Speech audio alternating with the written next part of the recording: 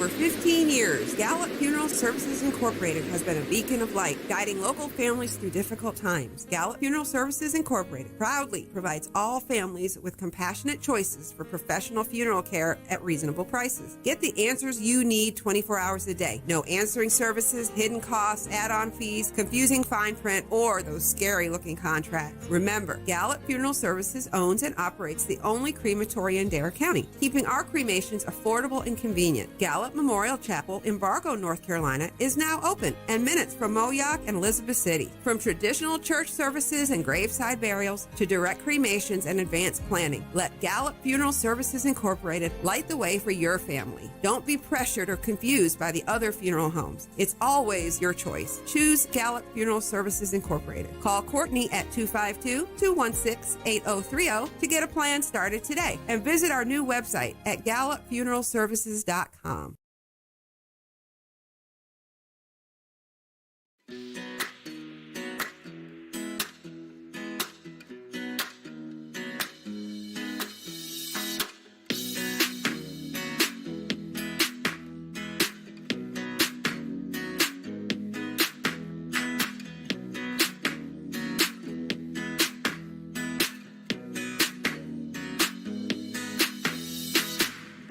To all who come to this happy place, welcome. News team, assemble! Joining us live because if you want to know anything about the Outer Banks, Sam Walker's the dude to fill you in. The sea was angry that day, my friends. Like an old man trying to send back soup in a deli. Always appreciate talking to you. Always good stuff with Sam Walker in the Outer Banks. Now here's Les Nessman and the news. Thank God it's Friday! And good morning, everyone. Welcome to OBX Today Live on Facebook and YouTube. I'm Sam Walker, kicking off your Friday morning with you with all the headlines from here on the Outer Banks and around the state. Coming up, we've got some video. Video that's been produced by Twitty and Company on Acock Brown, who, well, he put the Outer Banks on the map in more ways than one. We'll have that for you. And just a whole lot of stuff to get to this morning. Let's jump right in. First off, down on Hatteras Island this morning, we got a new traffic pattern that's going in place anytime now. I haven't seen exactly when that's going to happen. The NCDOT didn't say exactly when they were planning on kicking things off as far as the new roundabout. That's going to be as you come into Rodanthe, where the new jug handle bridge is going to connect to Highway 12. And the roundabout itself is, for now anyway, going to be set up in a way so that you can't take off down the road that goes to the new bridge. But the other connecting roads will still be accessible. That is coming from the north. You're looking at it as you're heading south with this overhead shot, courtesy of Hooper Photography Solutions and the Island Free Press. And the way it's going to be set up, you'll come in south, go around the circle, and keep on going. Northbound traffic will continue straight. Now, the speed limit is 20 miles an hour going into the traffic circle. It's going to be hard for me to call it a roundabout. I always call them traffic circles. That's how I've always been. But they'll have barricade signs and stuff up to keep people from going down the road that takes you to the bridge. Now, eventually, of course, once the bridge opens, sometime early next year, no date yet on when that's going to happen. What's going to happen eventually will be that the road out to Merlot Beach, coming in the current Highway 12, the stretch right here that you see right now, will no longer be, it'll be cut off. It'll be they're going to put a cul-de-sac at the end of it. And as you can see, it's already been repaved. They had put down a fresh cut of asphalt on it just before the nor'easter at the beginning of the month, or it started on it. And then they have put another layer, you can tell, as they're repaving that. And honestly, that's probably going to be the last time that section of road ever gets repaved, at least in the next 20 years. But once the jug handle bridge opens, this stretch of road will become a dead-end road, and there will be no parking along that road And something they've been very specific about is they're not going to allow parking down on that end once the bridge opens. There will be in a parking lot where on the north end of the jug handle bridge is being used as a staging area for equipment. In fact, the last beams had just arrived at the end of October, beginning of November, to the last set of beams to connect the bridge on each end. Once all that stuff's cleared out, that parking area will become, or rather that staging area will become a parking area. But trying to get down to the S-turns area, you're not going to be able to do that. They're going to put in a no parking area because they're going to turn that into a, eventually, not a private road, but it will be a dead-end road, possibly with a cul-de-sac at the end. But parking will not be allowed down there, and that's to keep everybody from using that as a beach access, except for the Merlot Beach residents and those who are staying in Merlot Beach. But you do have that connector road that goes off the circle. So there will be four different roads that will connect at that traffic circle. And there's going to be rumble strips to alert you as you're coming off. The traffic circle is far enough away from the bridge. It's not like you're going to be coming off the bridge and going right into it. It's a good distance getting to it. But again, the speed limit is going to be 20 through there. Traffic that's headed southbound will have to go through the traffic circle. Traffic that's going northbound right now will just cut straight ahead and keep on going. But the southbound traffic will have to deal with the traffic circle. And no word on what's going to go inside the circle yet. At least we haven't heard anything about that as of yet. So we'll wait and see. Wouldn't be surprised if some type of sculpture, statue, something like that goes in there. It's a perfect public space opportunity to be used.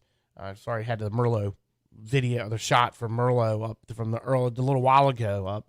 But can't tell yet. They're supposed to be at some point today opening the Rodanthe roundabout to traffic. All right, yesterday, we got a couple of things that came in COVID-19 wise here in Dare County. Dare County Parks and Recreation will be relaxing some indoor mask requirements. No longer to be required in certain indoor physical activities at Dare County Parks and Recreation centers throughout the beach. A change in accordance with the CDC guidance regarding masks and strenuous activity. That includes pickleball, dance, youth and adult basketball, wrestling, gymnastics, open gym, and fitness classes. Masks must continue to be worn while individuals are walking into the building and until they reach the area where their activity will take place. And masks have to be worn when you're leaving the building. Spectators for the youth sports will probably have to wear them as well. More information is available at darenc.com/parks or just go to obxtoday.com. We got a link up there this morning. According to an update for the North Carolina Department of Health and Human Services, unvaccinated North Carolinians are more than 5 times more likely to catch COVID-19 than their vaccinated counterparts, and more than 25 times more likely to die from the disease. The report highlights that 10% of COVID cases and 7% of deaths since January have been in vaccinated individuals. However, they say that's expected as case counts drop, more people get vaccinated, and vaccine efficacy for those who were immunized in the spring wanes. Still, just 2% of the more than 5.5 million fully vaccinated North Carolinians have contracted COVID-19 after getting their shot, and less than 0.02%, 0.02%, have died. The FDA is expected to authorize both the Pfizer and Moderna booster doses possibly as early as today by the CDC, meaning that all Americans could choose to get that booster shot as early as this weekend. Pray for your local pharmacist. All right, yesterday, the new North Carolina drought maps were out. Actually, drought maps coming out nationwide yesterday. And our drought here in eastern North Carolina is taking a deeper foothold. All of the Outer Banks and all of northeastern North Carolina is in what's considered moderate drought, the D1 category. And the D1 category. That means that conditions can lead to some damage to crops and pastures and creates a high fire risk. That's probably our biggest concern about drought here in northeastern North Carolina, is what this could mean for the possibility of wildfires, especially out on the peninsula of the Dare mainland, as well as Hyde County and Terrell County, Washington County, where Pocosin Lakes National Wildlife Refuge and Alligator River National Wildlife Refuge are located. And I've gotten some information last night or yesterday evening from the National Weather Service regarding how rainfall has been so far since September in several key locations. And we've got that in the story at obxtoday.com. Now, Billy Mitchell Field, that's the Cape Hatteras reporting station. Of course, it has moved several times from when it was in Buxton or Hatteras Village at the weather office there in Hatteras Village, and then was located in Buxton, where the soccer fields are now, across the elementary school, where the National Weather Service did have an office for many years. And then it's currently located, the automated reporting station, at Billy Mitchell Field in Frisco. Now, just thanks to some pretty heavy rains last week, over 3 inches of rain that fell last week in Hatteras. Hatteras is actually above average for this time of year at 16.61 inches since September 1st. That was through yesterday. That's above the normal average of 15.97 inches. But when you look at the rest of the area in the the Dare, Terrell, and Hyde counties, we are below normal. Manio, just 1.7 inches of rain in September compared to normal of 4.54. October was right around the average at 3.44, but only 9/10 of an inch had fallen so far as of yesterday. It doesn't count what we got, little bit we got last night. Swan Quarter Ferry Dock, that's in Hyde County, 2.17 inches in September. Normally they get 6.3. In October, just 2.16 inches. Normally they get 3.5 or 3.6. And only 7/10 of an inch have fallen so far. The entire month of November normally sees almost 2.5 inches in Swan Quarter. In Ocracoke, they're at 1.69 for September. Normally they will get 7.5 inches from the rain. October at 3.5, normally around 5 inches. So far, they're right about the normal for rainfall in Ocracoke. In Gum Neck, that's in Terrell County, 2.28 inches in September compared to 6.18, 2.81 in October compared to 3.9, and just 0.6 of an inch in November.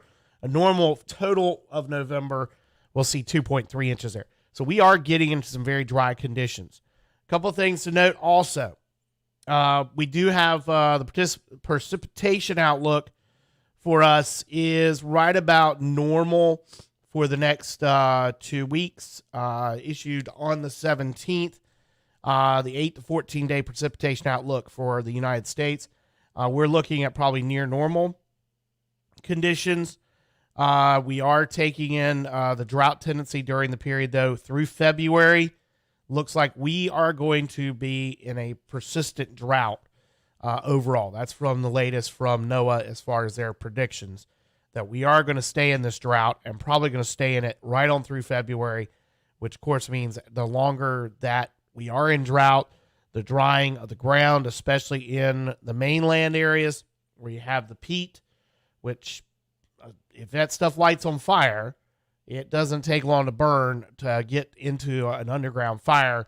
We've seen that many years when we've had droughts. So a concern there that we could be dealing with that with this potential or this drought that's taking hold and the potential for wildfires to be enhanced because of it.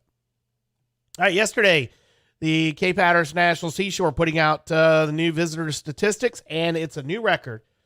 So we have already broken Cape Hatteras National Seashore. Pause for a second here.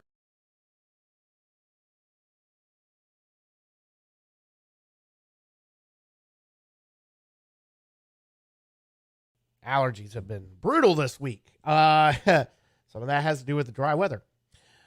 Strong October visitation helped Cape Hatteras National Seashore break a long-standing annual visitation record. Still 2 months left in the year, and 2021 has already become the Seashore's busiest year ever, surpassing the previous record set in 2002.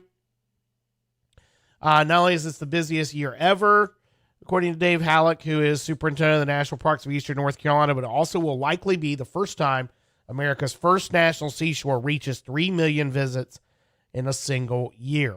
October saw 274,000 visitors, almost 275,000. Compare that to the previous record annual year, full year of 2002, 182,000. So right now, through October, we're at 2.93 visitors, 2.93 million visitors so far with 2 months ago. So we're easily going to surpass, it looks like, the all-time record, or 3 million this year. Seashore visitation estimates are collected by counting southbound vehicles just north of the Bass Knight Bridge and using a multiplier to estimate the total number of passengers heading south. Then they add in the number of passengers going to Ocracoke from Cedar Island and Swan Quarter on the ferries. Full year visitation data for the seashore, Fort Riley National Historic Site, and Wright Brothers National Memorial will be released early next year. All right, more of OBX Today is coming up here on Facebook and YouTube, so stay with us.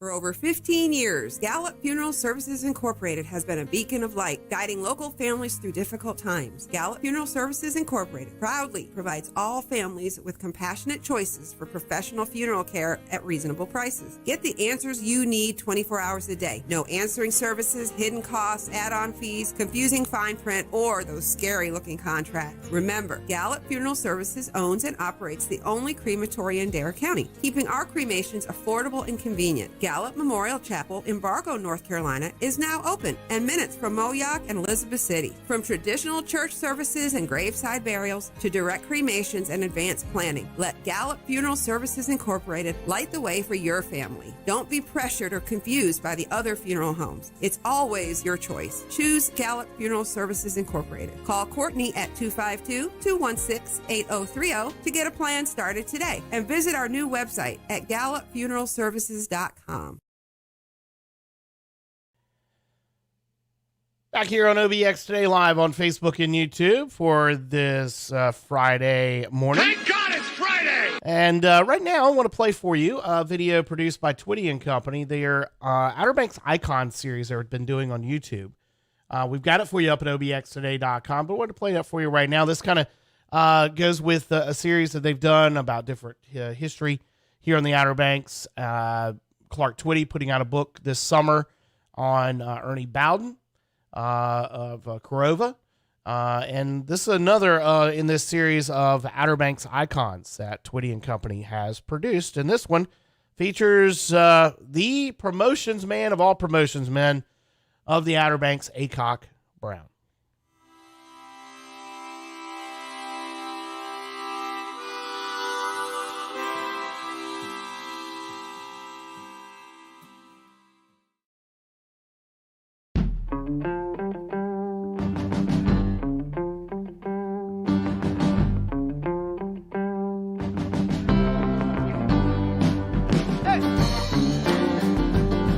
Acock Brown was amazing. He was a photographer and publicist, primarily, if you get to the heart of who he was, that came to the Outer Banks during the 1950s and 60s in particular, and really was one of the primary people that put this place on the map. He was like a poor boy from the mountains of North Carolina, and he put himself through journalism school, and he pretty much has credit for promoting the Outer Banks to the tourist industry that it is now. The local people took him in, and I guess it just took off from there.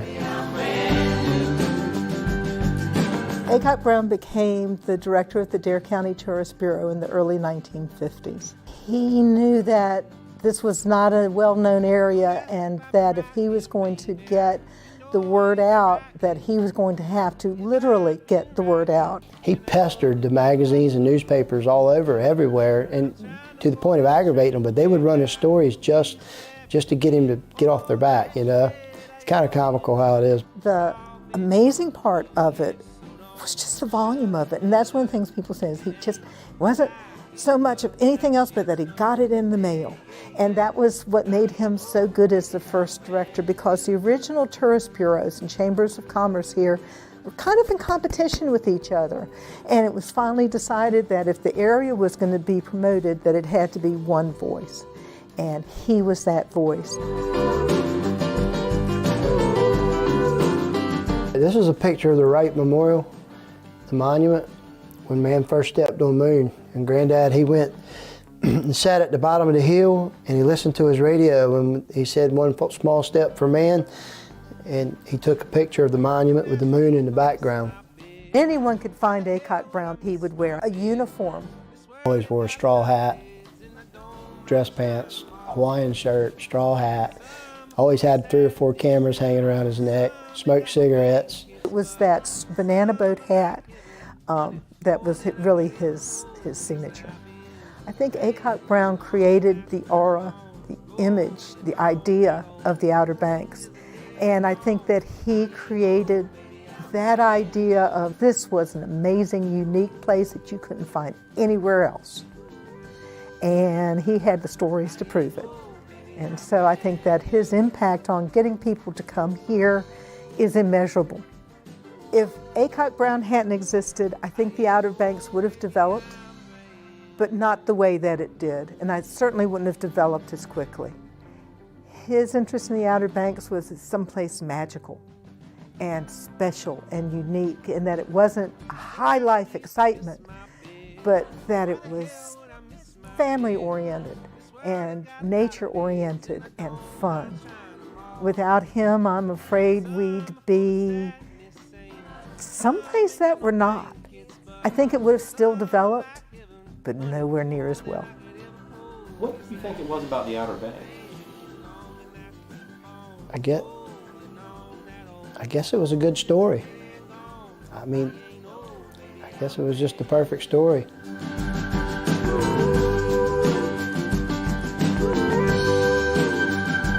I ain't no baby, I'm brand new.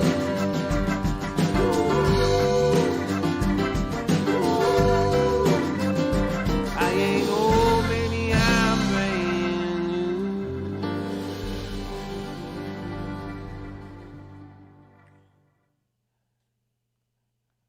And that feature produced by Twitty and Company, and you can see it right now at obxtoday.com. All right, so OBX Today here on Facebook and YouTube for this Friday morning. An annual study by a nonprofit think tank shows vast improvement in North Carolina's highways over the past few years. The annual highway report by the Reason Foundation ranked North Carolina's highway system 5th in the nation in overall cost effectiveness and condition. The state ranked 14th the previous year and 17th in 2016.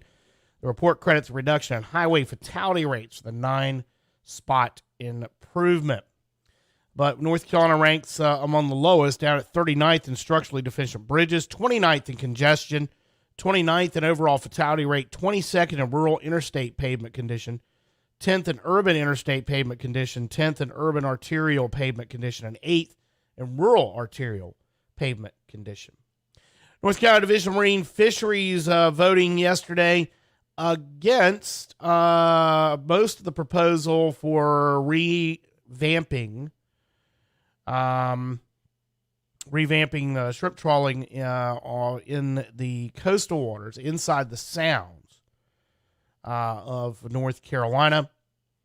There is a part of this shrimp management plan that they are considering would cut down the nearly 500 miles of coastal waters to around 10,000 acres of crab sanctuaries in parts of the Bogue Sound. That would have limited the amount of shrimp trawling that goes on and essentially cut it off from being used as part of, or the larger shrimp trawlers from being able to work in the Pamlico Sound. WCTI 12. Let's see if we can get this to from the Division of Marine. Not sure if this is their updated story, if this is from the comments. We had just gotten into this. Yeah, we'll run this piece. Got a piece here from WCTI 12 down in New Bern. The meeting going on this week at the Marine Fisheries Commission taking place in Emerald Isle this week. From the Division of Marine Fisheries that has shrimpers and local seafood businesses upset. A committee just proposed to cut off about 500 additional miles of coastal waters to shrimp trawling. It's part of an effort to protect endangered bycatch. News Channel 12's Lucy Nelson is at that meeting and joins us now live. Lucy, what's the latest?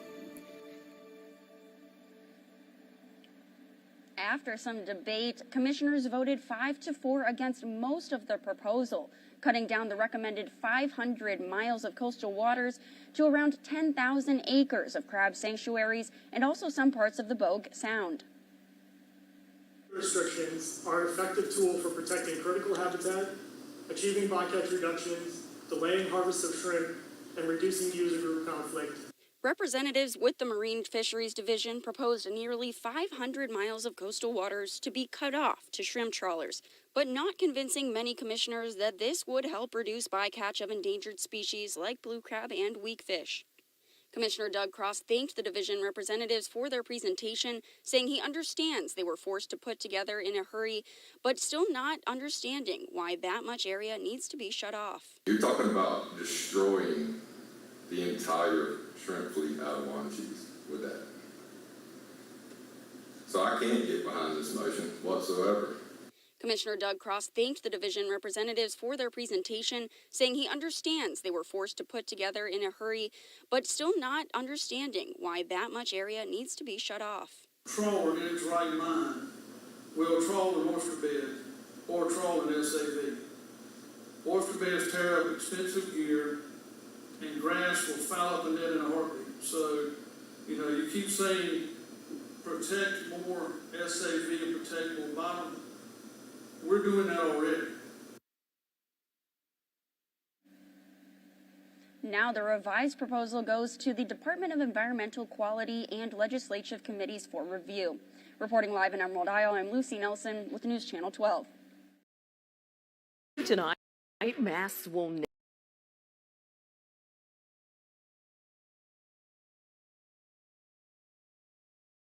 There we go. Thanks again to WCTI 12 for that. As you can see, one of the maps that popped up there was really it's more about cutting off the coastal rivers, keeping a large section of the Pamlico Sound open. But that proposal is part of the shrimp management plan. It still has a number of steps to review that has to go through. The flounder proposal is up today, and we'll see what happens there. And that there is talk about possibly getting a spring flounder season back for next year.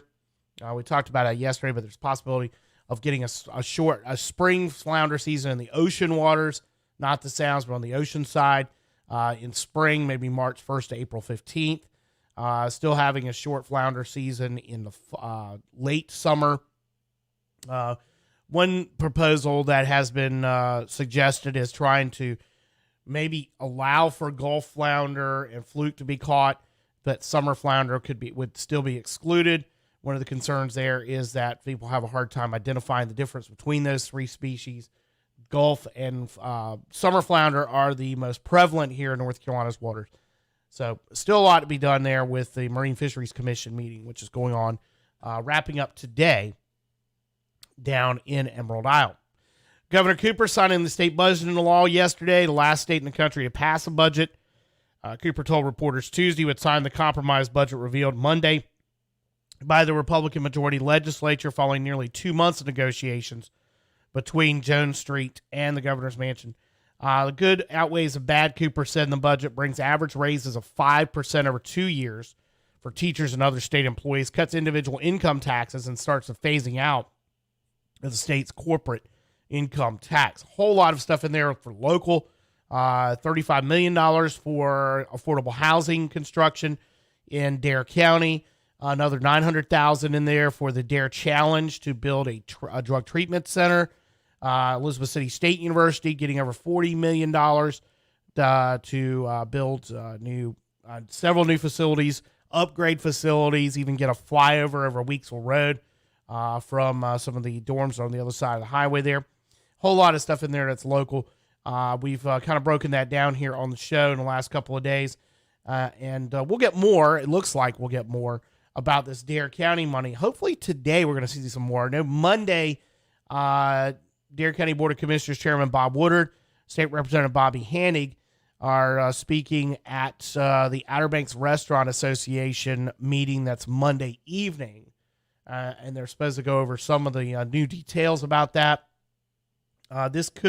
Money could that's going for the affordable housing could possibly be headed towards this Bowsertown proposal that advanced with the Dare County Board of Commissioners at their meeting Monday.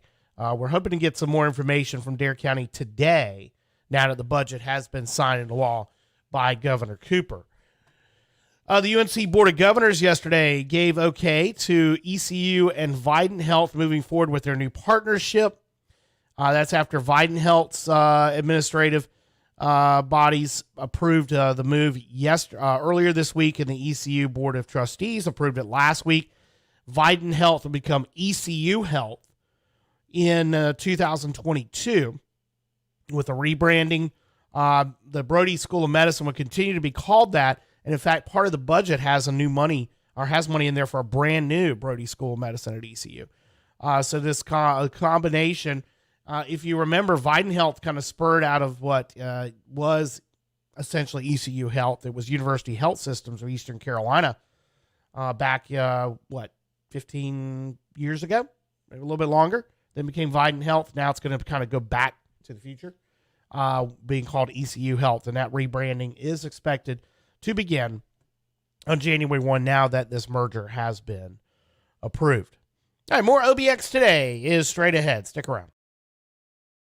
For over 15 years, Gallup Funeral Services Incorporated has been a beacon of light, guiding local families through difficult times. Gallup Funeral Services Incorporated proudly provides all families with compassionate choices for professional funeral care at reasonable prices. Get the answers you need 24 hours a day. No answering services, hidden costs, add-on fees, confusing fine print, or those scary-looking contracts. Remember, Gallup Funeral Services owns and operates the only crematory in Dare County, keeping our cremations affordable and convenient. Gallup Memorial Chapel in Bargo, North Carolina is now open and minutes from Moyock and Elizabeth City. From traditional church services and graveside burials to direct cremations and advanced planning, let Gallup Funeral Services Incorporated light the way for your family. Don't be pressured or confused by the other funeral homes. It's always your choice. Choose Gallup Funeral Services Incorporated. Call Courtney at 252-216-8030 to get a plan started today, and visit our new website at gallupfuneralservices.com. So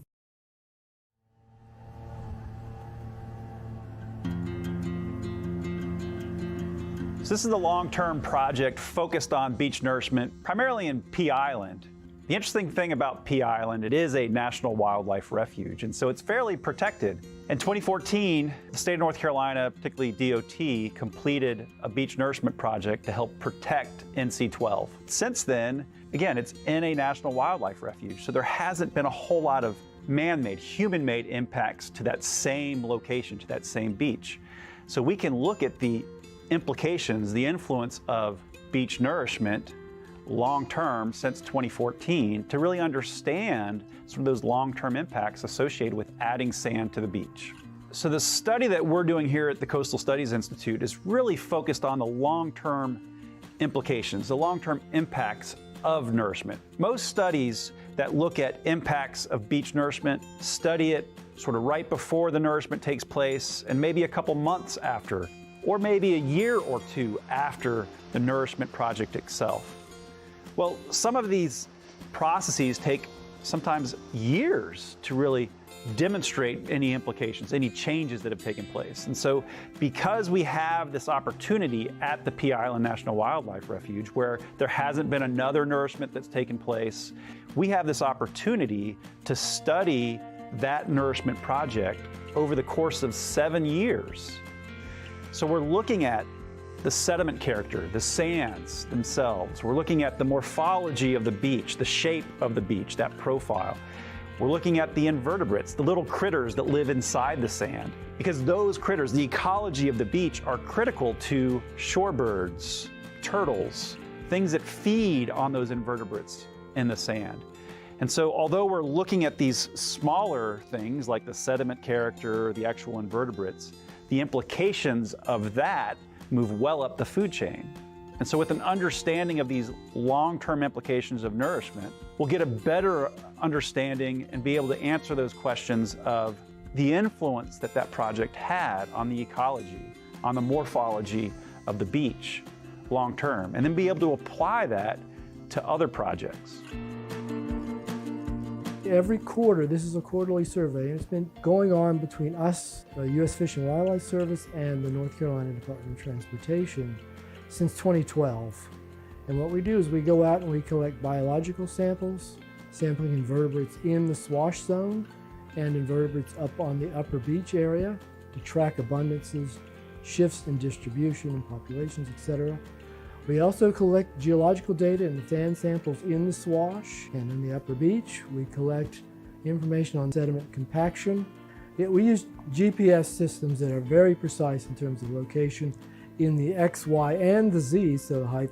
In fact, the elevations can be accurate up to 1 centimeter, and sometimes even less than that. So we collect elevations along the beach, what we call a cross shore, that's going from the shoreline up to the dune, and it gives us what's called a shoreline profile. What we do is we bring the sediment materials back to the lab, we clean them up and dry them, and then we go through a process called mechanical sieving. Mechanical sieving essentially separates the grains of sand into different size classes, and we use that information to tell us what's going on the beach. We can tell how much wave energy is out there and how much changes in the tide, and it gives us some idea then of how that might be affecting the ecological systems, the biology, the impacts associated with a lot of the animals that are on the beach, because they depend heavily in terms of their ability to feed, their ability to move around on the beach based on the distribution and size classes of the sediments out there. So the sediment analysis that we do is very important in that regard. What we found is that the sand that was used was a really good match for Pea Island. Previous studies that have worked on short-term impacts of beach nourishment, over months and years, that have studied places that didn't have a good match, showed widespread mortality of invertebrates. And our study showed that, right away, like within a couple weeks following the nourishment in Pea Island, we had some mortality, but it came back really fast. That's why we think it's important to think about that and really try to match the sands as best as possible. Again, previous work in other areas that had bad match in materials showed mortality. Widespread mortality, and it changed the ecology of the beach. So this partnership with the U.S. Fish and Wildlife Service has really allowed us to study this process that we probably couldn't have done elsewhere. It's like a laboratory on the beach itself, because it is protected, because we have such a good partnership with Fish and Wildlife Service. And so that's been really helpful and unique to this particular project.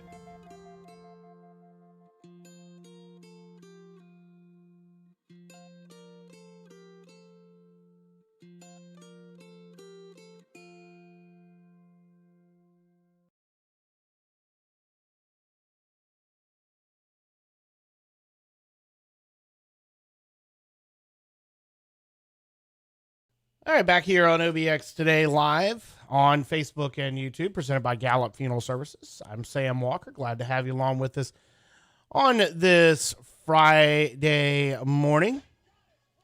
And last night or early this morning, if you got up here on the Outer Banks, I didn't even set the alarm, and I woke up at 4, and I was like, all right, let me go look. And unfortunately, we had a pretty low cloud deck this morning and didn't get to see the eclipse last night. So here's what it kind of looked like. At least this was how it would look like according to NASA. And we still got the story up at obxtoday.com. We did put out on our Facebook page that, we couldn't see it. We had the low cloud deck, no view of the eclipse. I gave it several minutes, kind of scanned the sky, and just never got the breaks in the clouds as that front came through. But we did get quite a few comments with some photos. Here's a photo came from Whiteville down in southeastern North Carolina from Kiera. Thanks for that. Nice one there. Here's a shot from Desi at Kent Island at the Chesapeake Bay Bridge up on the other side of Annapolis in her view. That's a great shot of the eclipse this morning. Let's see. Anybody else here?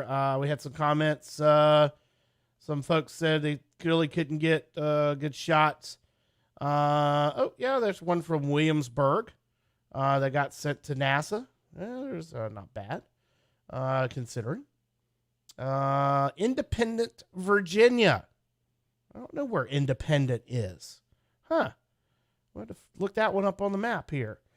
Here's somebody from Cameron out in the Sandhills of North Carolina who submitted one. Here's a shot. Danielle from Louisville, Kentucky, with her view this morning. And what else?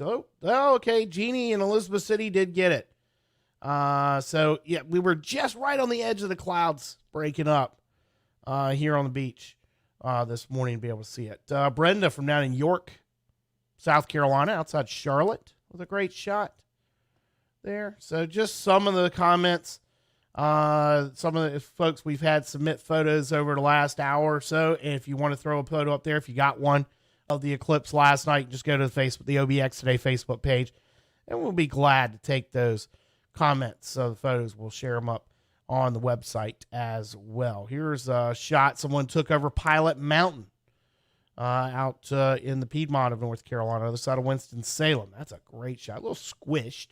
We saw a lot of photos from around North Carolina on Twitter this morning as we were checking things out. But unfortunately here on the Outer Banks, right on the beach, and we had that front to deal with. And I saw the National Weather Service office in Wilmington was able to get a shot between, they had 2 layers of clouds. They said that was what we were dealing with. We kind of had a double layer of clouds over us that kind of kept us from being able to see the eclipse last night here on the beach. So just want to pass that along. And like I said, keep sending us those photos. We love to have that stuff and see where all these folks, all of you are checking in from around the country here on OBX Today on the Facebook page and on the website as well. All right. We'll get to the OBX Today Weather Center forecast in just a few and look at sports. High school football playoffs resuming tonight. 3 games locally. Northeastern hosts Washington in the 3rd round. Perquimans travels out to Tarboro. And it's the Anchor Bowl rematch between Southside and Northside down in Beaufort County. Some high school basketball going on. Private schools got their seasons already underway. The public schools start next week. Pungo Christian hosting a tournament down in Beaufort. They've got John Paul II on their schedule tonight, both boys and girls. College basketball last night. Oklahoma edged East Carolina 79-74 down in Myrtle Beach. Indiana State blew out Old Dominion 77-36. And Virginia Tech dominated St. Francis of Pennsylvania 85-55. Tonight, Duke home to take on Lafayette. Virginia hosts Coppin State. And ECU and ODU will meet down in the Myrtle Beach tournament. College football, Louisville all over Duke 62-22 last night. And it was New England 25, Atlanta 0 on the NFL yesterday evening. Washington and Carolina, that's Sunday in Charlotte. Cam Newton playing against his old coach, Ron Rivera. QB1 versus Riverboat Ron. Should be a pretty good one to watch, at least entertaining from that aspect. We'll see if Washington can continue its winning ways and if Carolina getting back on track now with Cam Newton as part of their quarterbacking core.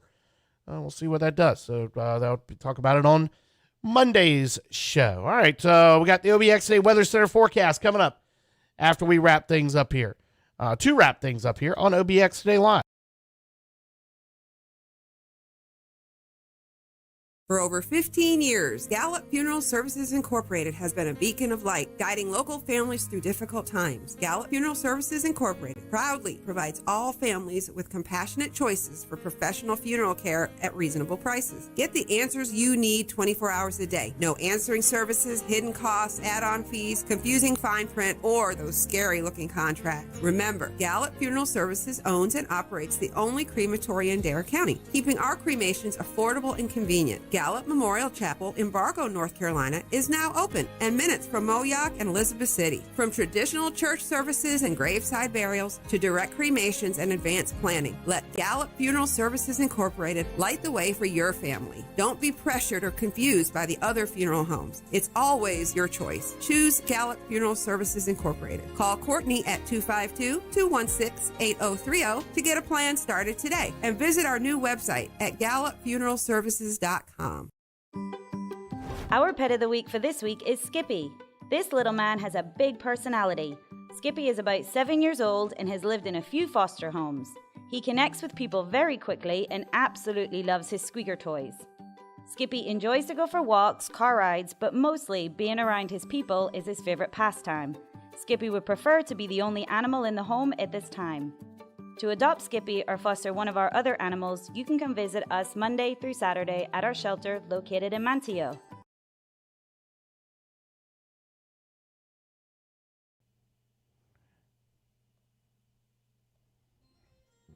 OBX Today Weather Center forecast for today. Much cooler. Big change with that front that rolled through overnight last night.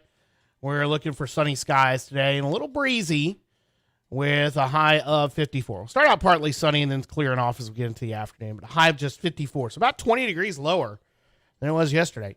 North winds 20 to 35 miles an hour. Tonight, clear. Low 42 at the beach. We'll get down to about 30 inland, breezy with north winds 15 to 20, gusts to 30. Saturday, sunny and a high 59 with a northeast wind of 10 to 15, gusts to 20. Sunday, slight chance of showers in the afternoon after some partly sunny skies to start things. High 67. Showers Sunday night, 58. Showers Monday and 63 as the front goes through, and then it's going to get downright cold Tuesday. Sunny, a high of just 44 and breezy.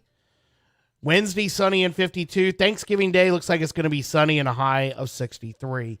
So we will have some onshore wind for a couple of days to start the week. Not right now looking like it's going to be strong enough to cause any overwash issues at this point. So we'll keep an eye on that thing for through the weekend and keep you up to date. But we shouldn't have any issues as far as travel goes into Thanksgiving week around here.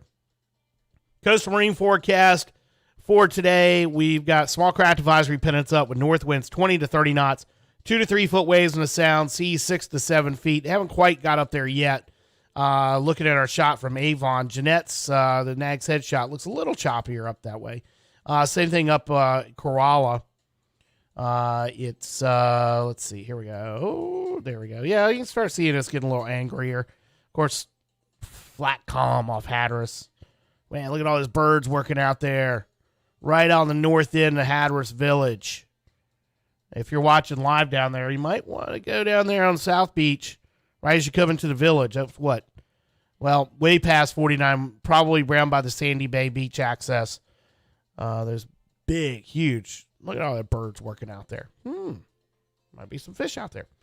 Water temperatures, low 60s on the north beaches, upper 60s on Hatteras Island. And, yeah, we've had some pretty decent fishing on the beach on the last couple of days. Next tide change at Oregon Inlet is a low tide at 2:14, so we're on a falling tide. Sunset tonight at 4:52, sunrise tomorrow at 6:43. Currently outside the studios in Uptown Nag's Head, it is 50 degrees with partly sunny skies. And that wraps it up for this edition of OBX Today Live here on Facebook and YouTube. Next week, we'll have a short week because of the holiday. We are going to be talking to Shelly Gates from the Mustang Outreach Program. They've got a big fundraiser scheduled for Thanksgiving weekend at the Outer Banks Brewing Station, and we're going to be talking to Shelly about that next week and other stuff, getting you ready for the holiday week here on OBX Today Live. Have yourself a great weekend, everybody, back here on Monday morning on the OBX Today Facebook page and the Sam Walker OBX YouTube channel, presented by Gallup Funeral Services Incorporated. See ya.